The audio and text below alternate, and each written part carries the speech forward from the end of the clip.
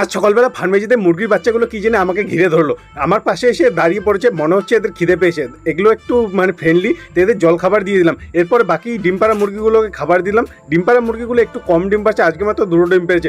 যাই হোক, এখন পিগের খাবার আনতে সোজা চলে গেলাম গোডাউনে। ওখানে গিয়ে এক বস্তা ভুসি নিয়ে চলে এলাম ফার্মে এসে রেখে দিলাম। এরপর চলে গেলাম পিগ ফার্মে গিয়ে দেখি পিগলিটটার মনে হচ্ছে আবার হিটে এসছে। এরপর হলো সেকেন্ড টাইম, দেখো আমাকে কামড়াতে এসছে। একটু দরজা খুলতে না খুলতেই দরজার ফাঁকা দিয়ে বাইরে বেরিয়ে এসছে, মনে হচ্ছে প্রচণ্ড হিটে এসছে। যখনই পাঠার সাথে রেখে দিলাম, কিন্তু ক্রসিংয়ের জন্য রেডি হচ্ছে না, দেখেই দৌড় মারছে। তো এটাকে আবার আলাদা রুমে ট্রান্সফার করে এদের রুমটাকে ভালোভাবে ক্লিন করে এদের স্নান করে দিলাম। এখন এদেরও খিদে পেয়ে গেছে, তো এদেরও পেট পুজো করে আমিও ফটাফট স্নান করে পেট পুজো করতে বসে গেলাম। আজকের খাওয়া দাওয়া ডাল ভাত আর পাঁপড় ভাজা। এরপর আমি চলে গেলাম কবিতার ফার্মে গিয়ে কবিতার বাচ্চাগুলোকে চেক করতে শুরু করলাম।